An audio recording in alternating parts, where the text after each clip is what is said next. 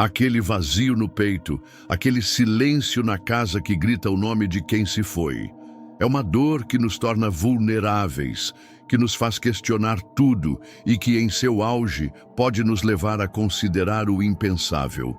Em momentos de desespero, quando as preces parecem não ser ouvidas e a solidão se torna uma tortura física, alguns se voltam para caminhos mais sombrios, buscando atalhos em promessas perigosas. E não há promessa mais sedutora e infame no mundo do ocultismo do que a amarração amorosa. A ideia de trazer de volta à força quem você ama, de acorrentar um coração ao seu. E quando se fala em rituais de amarração, um nome ecoa mais alto e mais sinistro do que todos os outros: o livro de São Cipriano. Muitos imaginam que uma amarração é um feitiço de amor, um cupido sombrio que reacende uma chama. E isso é um engano mortal. Hoje, vamos explorar o que esses rituais realmente são, segundo os relatos que nos chegam das sombras. Não se trata de criar amor. Trata-se de quebrar a vontade de um ser humano. É uma violação espiritual, um ato de necrancia psíquica, onde você não ressuscita um amor que morreu, mas sim anima o seu cadáver. Hoje, vamos contar as histórias daqueles que, cegos pela dor, realizaram estes rituais e receberam exatamente o que pediram, apenas para descobrir que o preço de um amor que não é dado, mas sim roubado, é a própria alma e sanidade. Vamos desvendar a anatomia de um amor amaldiçoado. Para entender a maldição, primeiro é preciso entender o ritual. As páginas do Cipriano dedicadas a isso são um catálogo de profanação. Elas exigem um nível de intimidade e violação que já é, em si, um ato de magia negra. Falam em obter peças da pessoa amada, uma mecha de cabelo, unhas cortadas, uma peça de roupa íntima usada. Falam em usar fotografias onde os olhos da vítima são o foco, o portal para a sua alma. Os rituais mais potentes exigem fluidos corporais, principalmente sangue. O seu sangue, misturado ao nome ou à imagem do outro, um pacto de sangue feito à revelia. E há a encenação, as orações profanas, ditas em horas específicas, à meia-noite, às 3 da manhã, a hora morta. Os locais de poder, encruzilhadas de terra, cemitérios, à beira de um rio. As oferendas, velas de cores específicas, cachaça, charutos e, às vezes, o sacrifício de um animal. Mas o ingrediente mais crucial, a verdadeira chave do ritual, é o seu desespero, a sua dor, a sua obsessão. Você alimenta o feitiço com a sua própria angústia. É isso que atrai a atenção do que quer que esteja do outro lado. A teoria por trás do horror, segundo os estudiosos do oculto, é a seguinte: você não está dobrando a vontade da pessoa diretamente. Você está invocando uma entidade faminta, um espírito errante, um demônio menor, um ser que se alimenta de emoções humanas. Você oferece seu desespero como isca e o seu alvo como repasto. A entidade, então, se acopla à pessoa amada. Ela passa a sussurrar no ouvido dela, a infestar seus sonhos, a corroer sua vontade, a criar uma saudade artificial e doentia de você. Ela força a pessoa a voltar, mas o faz com a sutileza de um ladrão de túmulos. O amor que você recebe é a performance de um fantoche, e o titereiro é a entidade que você convidou para a sua vida. E esse titereiro não vai embora depois do show. Ele fica, e ele cobra o seu aluguel. Os relatos descrevem um padrão de sucesso que se desdobra em 3 estágios aterrorizantes. O primeiro estágio é o retorno do fantoche. Acontece rápido, às vezes em poucos dias. A pessoa amada volta. Ela bate à sua porta, diz que cometeu um erro, que te ama mais do que tudo. A euforia inicial do praticante do feitiço é avassaladora. O alívio é como uma droga, mas algo está errado. A pessoa está ali, mas ao mesmo tempo não está. Seus olhos, antes cheios de vida, parecem vazios, distantes. O sorriso não alcança os olhos. Ela diz, eu te amo, mas as palavras soam ocas, automáticas, como se lidas de um roteiro. Ela se torna uma sombra silenciosa, segue você pela casa, senta-se e te encara por horas a fio, sem dizer uma palavra. A alegria do retorno rapidamente se transforma em uma estranha e crescente inquietação. Você não trouxe sua amada de volta. Você trouxe para casa algo que se parece com ela. O segundo estágio é a obsessão da entidade. A possessividade começa. Mas não é uma possessividade humana. É algo animalesco, absoluto. A pessoa amarrada desenvolve um ciúme doentio e aterrorizante. Se você recebe uma ligação de um amigo, ela te encara com um ódio que gela os ossos. Se você conversa com um colega de trabalho, ela pode ter um ataque de fúria desproporcional, quebrando objetos, gritando com uma voz que não parece a sua. O praticante do feitiço se vê completamente isolado. A entidade, através do seu fantoche, afasta todos. A gaiola que você construiu para um, agora prende os dois. É nesse estágio que a atividade paranormal começa a se manifestar diretamente para o praticante. Você começa a ter pesadelos, não com a pessoa amada, mas com uma terceira figura, uma sombra que te diz em sonhos: ela não é sua, ela é minha. Eu a trouxe, eu a mantenho e você agora também me pertence. Você começa a sentir o toque frio da entidade quando está sozinho, a ouvir sussurros que zombam do seu amor conquistado. O terceiro estágio é a decomposição e o desespero. A entidade, agora profundamente entrincheirada, começa a consumir a energia vital do seu hospedeiro. A pessoa amarrada começa a decair física e mentalmente. Ela adoece com frequência. Perde peso, sua pele assume um tom pálido e cinzento. Perde o emprego, abandona todos os hobbies, não tem mais vontade de nada, exceto de ficar ali, ao seu lado, observando. Ela se torna um casco vazio, e o amor que você sentia se transforma em uma mistura de pena e pavor. É nesse ponto que o praticante aterrorizado tenta reverter o feitiço.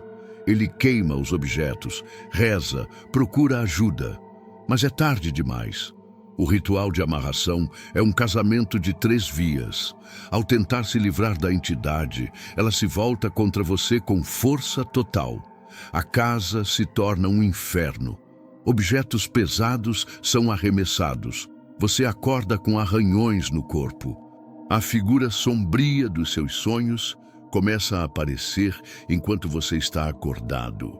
O amor que você tanto queria se tornou uma maldição viva e pulsante que destrói tudo ao seu redor e principalmente a vocês dois. Para ilustrar, vou contar a história de Marcos, um arquiteto do Rio de Janeiro, cujo relato é um dos mais detalhados que já recebemos. Marcos estava noivo de Helena. Eram felizes, ou assim ele pensava. Um dia, ela simplesmente o deixou, dizendo que o amor havia acabado. Marcos entrou em colapso. Após 2 meses de depressão profunda, um colega de trabalho, vendo seu estado, sugeriu medidas drásticas e lhe deu uma cópia do Cipriano Capa Preta. Cego pela dor, Marcos realizou o ritual. Usou um retrato de Helena, onde ela sorria, um anel que ela havia esquecido e 7 gotas de seu próprio sangue derramadas sobre a foto à meia-noite em ponto. Uma semana depois, Helena ligou, chorando, pedindo para voltar. Marcos viveu a euforia do primeiro estágio por exatos 3 dias. Logo, ele notou o vazio nos olhos dela. A Helena, vibrante e cheia de vida, havia sido substituída por uma mulher apática, que passava o dia no sofá, apenas olhando para ele com aquele sorriso fixo e morto. A obsessão do segundo estágio veio em seguida. Helena quebrou o notebook de Marcos porque ele recebeu um e-mail de uma cliente. Ela o acusou de traição com a senhora idosa dona da padaria. A situação se tornou insustentável. Marcos se tornou um prisioneiro. foi quando ele começou a ver a terceira presença. No reflexo da tela da TV desligada ou na janela à noite, ele via uma figura alta e esguia parada atrás de Helena. Não tinha rosto, apenas longos dedos que às vezes pareciam repousar sobre os ombros dela, como um dono acariciando sua posse. O terceiro estágio, o da decadência, foi rápido e brutal. Helena desenvolveu uma tosse crônica e uma fraqueza que os médicos não conseguiam diagnosticar. Ela emagreceu assustadoramente. Em suas poucas horas de sono, ela sussurrava em uma língua que Marcos descreveu como o som de cobra se arrastando. Foi quando o amor de Marcos se converteu em terror puro. Ele pegou o retrato usado no ritual, que guardava em uma caixa, e tentou queimá-lo na pia. No momento em que a chama tocou o papel, ele jurou ter ouvido um grito agudo vindo da foto, e o rosto sorridente de Helena se contorceu em uma máscara de agonia. O fogo não pegava. Foi a sua declaração de guerra à entidade, e ela respondeu. Naquela noite, Marcos acordou sendo sufocado por seu próprio travesseiro, sem ninguém no quarto. Portas se trancavam sozinhas. A voz de Helena, vinda de outro cômodo, o chamava para a escuridão, enquanto ela mesma dormia, inerte ao seu lado na cama. O último contato que tivemos com Marcos foi um áudio desesperado, onde ele chorava, dizendo que iria internar Helena, e depois se internar, que era a única forma de mantê-los separados e talvez seguros. Depois disso, silêncio. A família não responde mais. A história deles nos leva à conclusão mais terrível sobre a amarração de São Cipriano. Ela é vista por quem entende do assunto como uma corrente de 3 elos, quase impossível de quebrar. Você se acorrentou à pessoa amada e acorrentou ambos a uma entidade maligna. Mesmo que o casal se separe fisicamente, o laço espiritual permanece. A entidade, sentindo-se traída, muitas vezes continua a atormentar os dois pelo resto de suas vidas, mesmo a quilômetros de distância. Ela não os deixa em paz, pois considera ambas as almas como sua propriedade adquirida. A solidão de um coração partido é um dos maiores sofrimentos que um ser humano pode enfrentar. Mas os relatos nos mostram, repetidamente, que essa dor, por mais insuportável que seja, ainda é infinitamente preferível à alternativa. A solidão dói, mas a companhia constante de um demônio é a definição do inferno na terra. Então, se algum dia a escuridão do desespero sussurrar essa promessa em seu ouvido, lembre-se destas histórias. Lembre-se que o verdadeiro amor é um presente que floresce da liberdade. Tudo o mais é uma jaula. Cuidado com o que você deseja, pois as forças invocadas por este livro sempre cobram o seu preço. E a moeda de troca, invariavelmente, é a sua paz, a sua sanidade e, por fim, a sua alma. Tenham uma boa noite e cuidem de seus corações.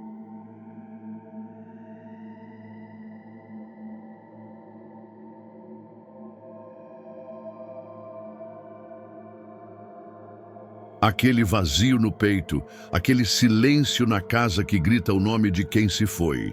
É uma dor que nos torna vulneráveis, que nos faz questionar tudo e que, em seu auge, pode nos levar a considerar o impensável.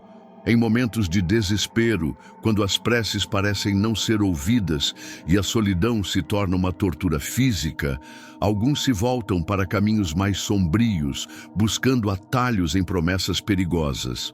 E não há promessa mais sedutora e infame no mundo do ocultismo do que a amarração amorosa.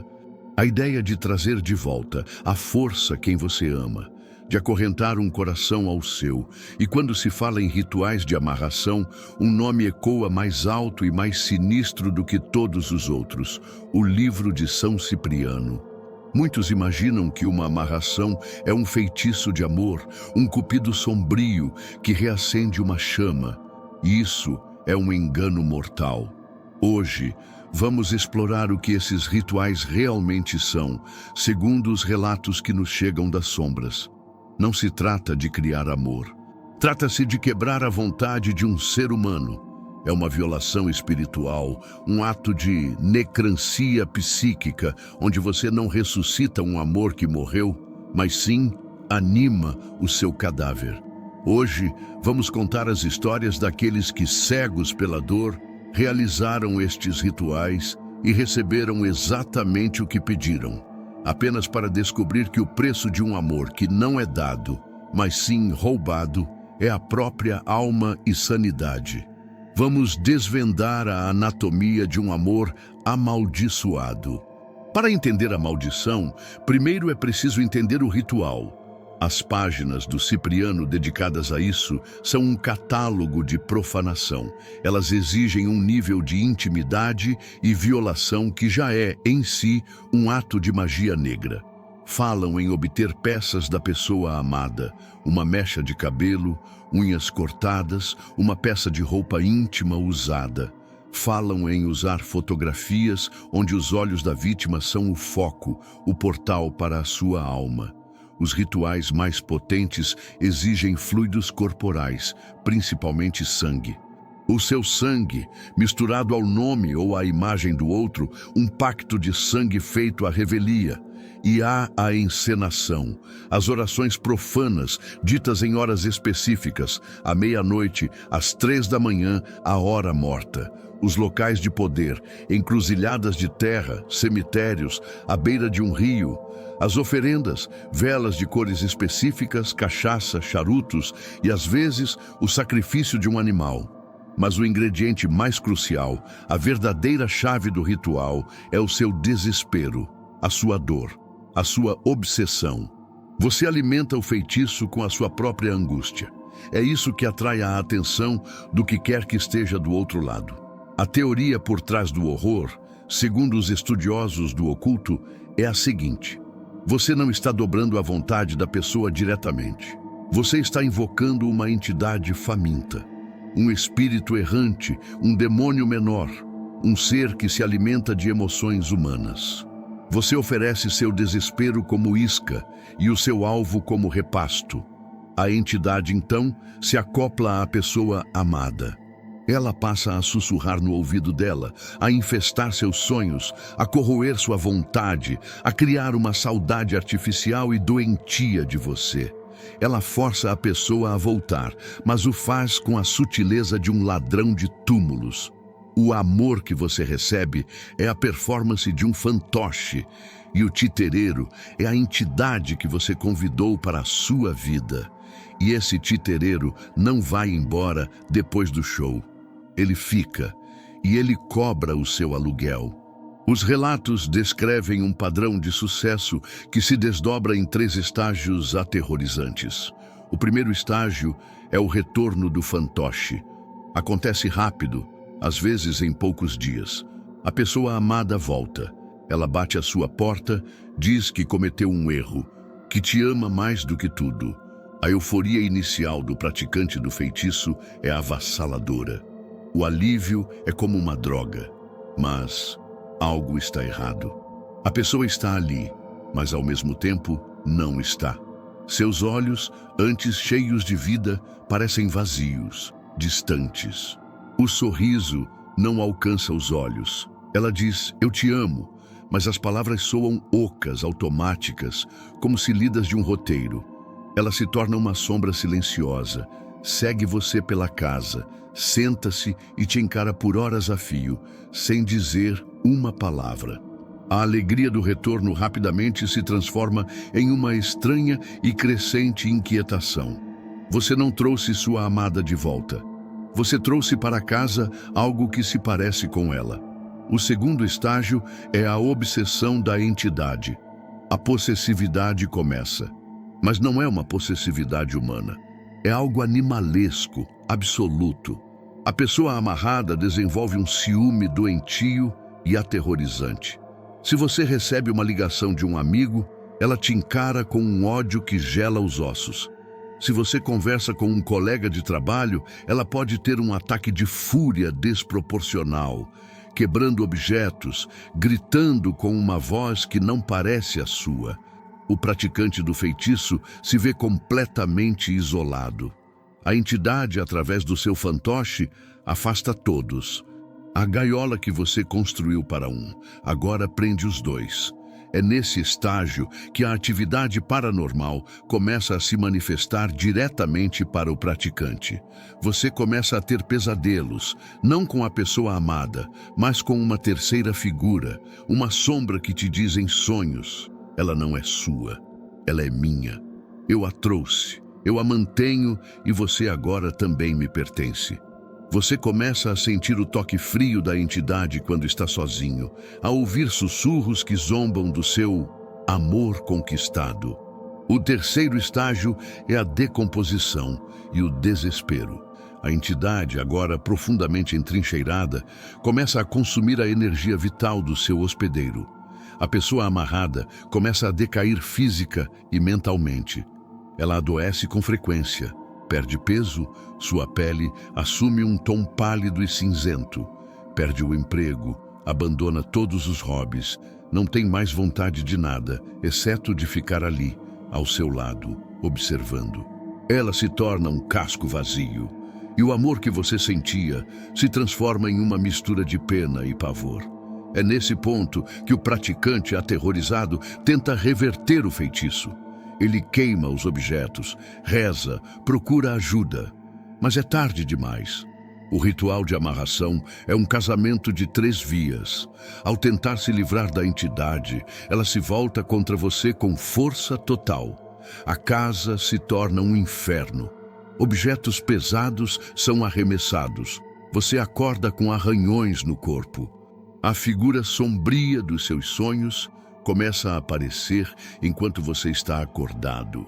O amor que você tanto queria se tornou uma maldição viva e pulsante que destrói tudo ao seu redor e principalmente a vocês dois. Para ilustrar, vou contar a história de Marcos, um arquiteto do Rio de Janeiro, cujo relato é um dos mais detalhados que já recebemos. Marcos estava noivo de Helena. Eram felizes, ou assim ele pensava. Um dia, ela simplesmente o deixou, dizendo que o amor havia acabado. Marcos entrou em colapso. Após 2 meses de depressão profunda, um colega de trabalho, vendo seu estado, sugeriu medidas drásticas e lhe deu uma cópia do Cipriano Capa Preta. Cego pela dor, Marcos realizou o ritual. Usou um retrato de Helena, onde ela sorria, um anel que ela havia esquecido e 7 gotas de seu próprio sangue derramadas sobre a foto à meia-noite em ponto. Uma semana depois, Helena ligou, chorando, pedindo para voltar. Marcos viveu a euforia do primeiro estágio por exatos 3 dias. Logo, ele notou o vazio nos olhos dela. A Helena, vibrante e cheia de vida, havia sido substituída por uma mulher apática, que passava o dia no sofá, apenas olhando para ele com aquele sorriso fixo e morto. A obsessão do segundo estágio veio em seguida. Helena quebrou o notebook de Marcos porque ele recebeu um e-mail de uma cliente. Ela o acusou de traição com a senhora idosa dona da padaria. A situação se tornou insustentável. Marcos se tornou um prisioneiro. Foi quando ele começou a ver a terceira presença. No reflexo da tela da TV desligada ou na janela à noite, ele via uma figura alta e esguia parada atrás de Helena.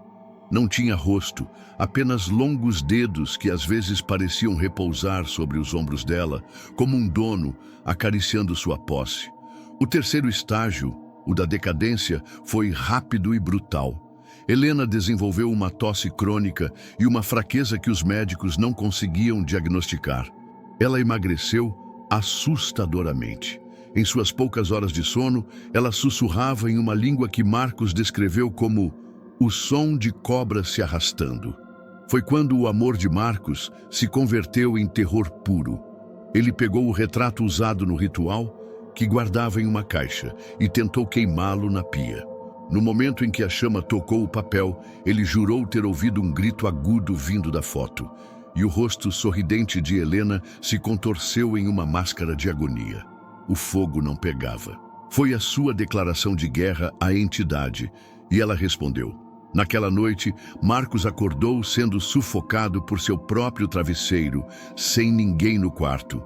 Portas se trancavam sozinhas. A voz de Helena, vinda de outro cômodo, o chamava para a escuridão, enquanto ela mesma dormia, inerte ao seu lado na cama.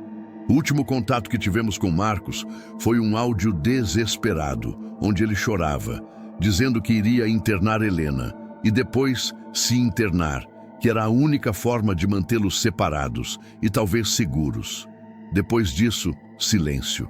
A família não responde mais.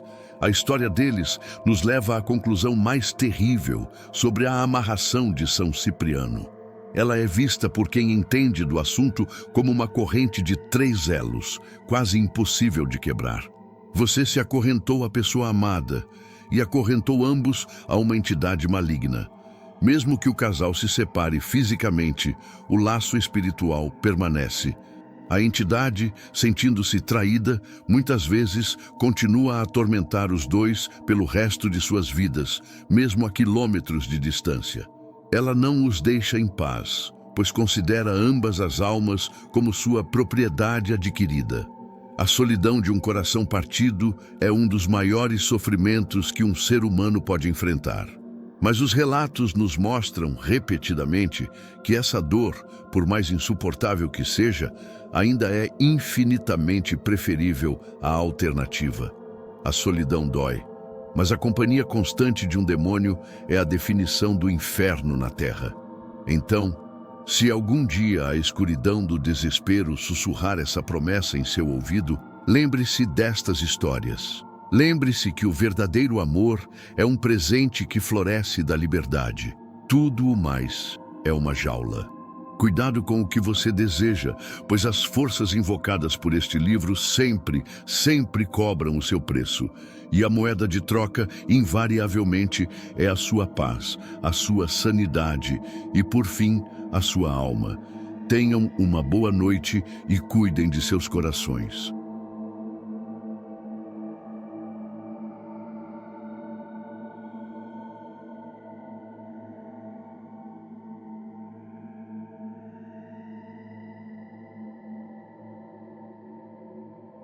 Olha, eu ando por esse Brasil de meu Deus há mais de 40 anos. Já ouvi de tudo, história de fantasma em curva de rio, de noiva que aparece em cemitério, de lobisomem que corre em noite de lua cheia. Para ser sincero, a maioria disso aí é brincadeira de criança perto do perigo de verdade. O perigo de verdade não faz barulho, não arrasta corrente. O perigo de verdade vem na forma de um negócio, de uma proposta. Ele não te assusta, ele te seduz. E o manual de instruções para essa sedução, o catálogo de propostas do Coisa Ruim, tem um nome que todo mundo conhece: Livro de São Cipriano. Esquece essa conversa de feitiço para trazer mulher de volta, de maldição para vizinho. Isso é a parte rasa do poço, onde o buraco é mais embaixo, onde a alma faz a curva e não volta mais, é na parte dos contratos, na parte que promete o que todo homem no fundo deseja: riqueza, dinheiro que brota do chão, prosperidade que desafia a lógica, a seca, a crise. E é sobre um desses homens, um que eu conheci a história de perto, que eu vim contar o caos hoje. Não é para assustar, não. É para avisar. Porque o diabo, meu amigo, é o melhor banqueiro que existe. O juro dele é que é impagável. Primeiro, você precisa entender como o negócio funciona. Não é que nem nos filmes, que aparece um sujeito de chifre com um papel para assinar. É mais sutil. Começa com o desespero fincando o pé no seu peito. É o fazendeiro vendo a plantação secar e o banco ameaçando tomar a terra que foi do avô dele.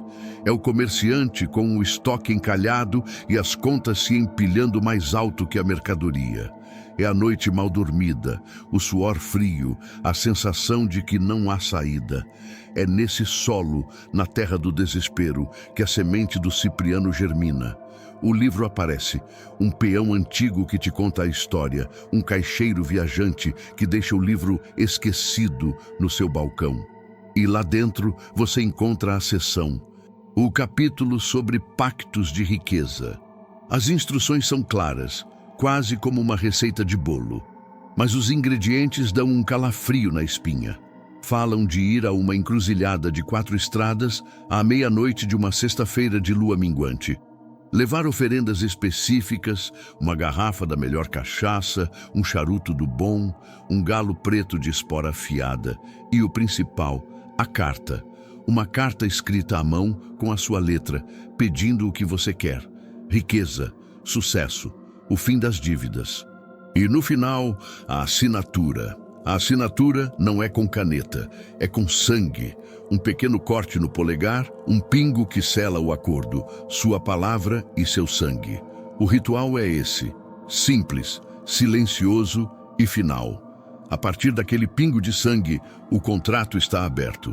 E o sócio invisível começa a trabalhar, só que tem a cláusula no rodapé da página, uma que não está escrita no livro, mas que você sente na alma. O preço. E o preço não é só a sua alma depois que você morrer. Isso é conversa mole para boi dormir. O diabo não tem pressa de levar a alma, ele gosta de amaciar a carne primeiro. Os juros do empréstimo são pagos em vida. É a paz que você perde, é o sono que não vem, é a comida que não tem mais gosto, é a risada do seu filho que começa a soar como uma acusação. É a sua sombra que parece não te pertencer mais.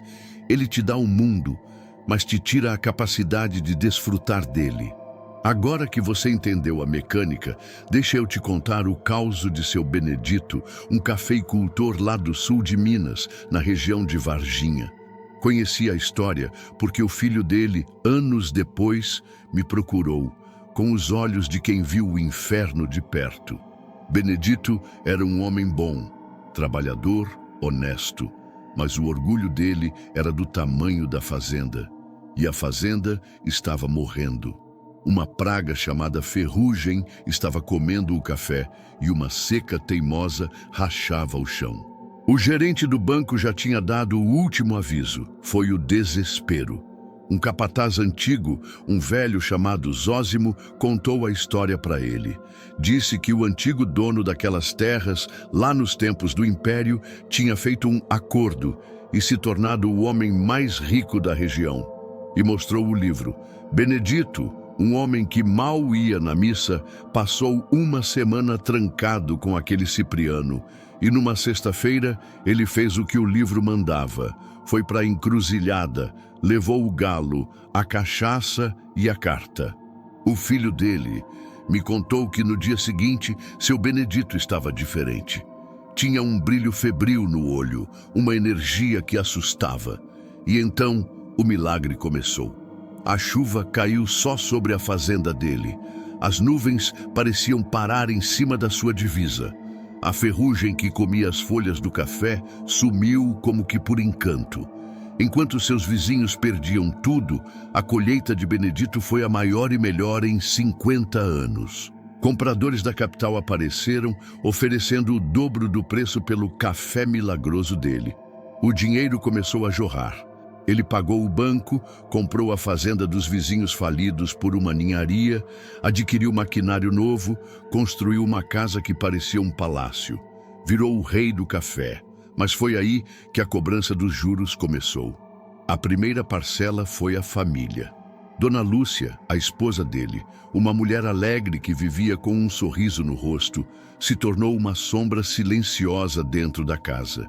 Ela olhava para o marido com medo, como se ele fosse um estranho.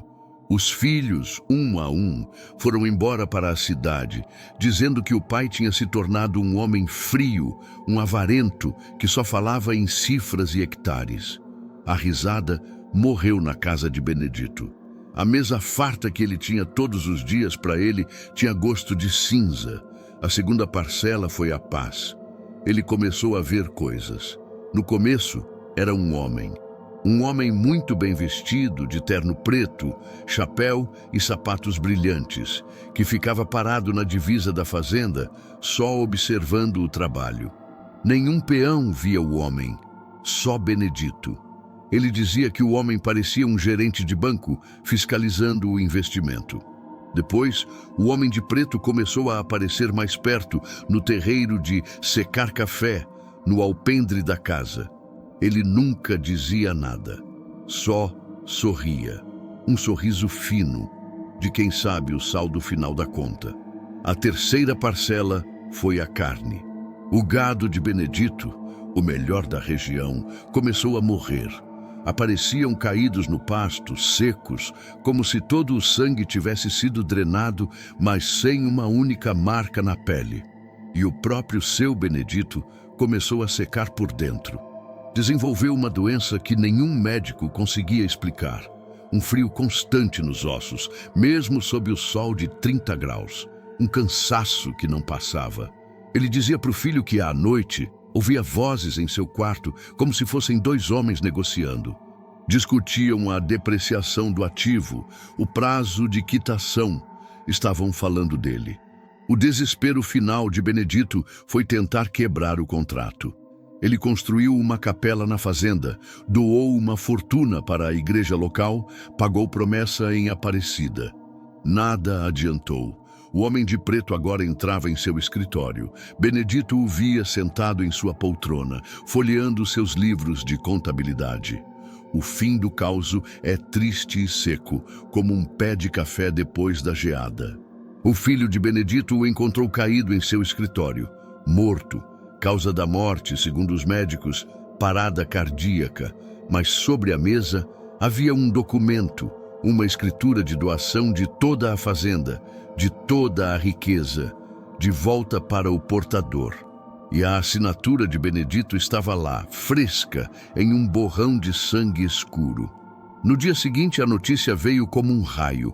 O império de café de seu Benedito não existia mais. Os bancos tomaram tudo por dívidas misteriosas que surgiram nos livros. O dinheiro que brotou do nada, para o nada voltou. Deixou para trás apenas a capela vazia e o gosto amargo do arrependimento. Então é isso, quando a vida apertar, quando o desespero bater na sua porta e você pensar em pegar um atalho, em fazer um negócio na encruzilhada. Lembre-se do seu Benedito, lembre-se que o dinheiro do diabo é só um empréstimo e ele sempre vem buscar o pagamento final. O gerente daquele banco não renegocia a dívida e não perdoa a fatura. Cuidado com quem você pede ajuda. Às vezes a falência é uma bênção. Boa noite.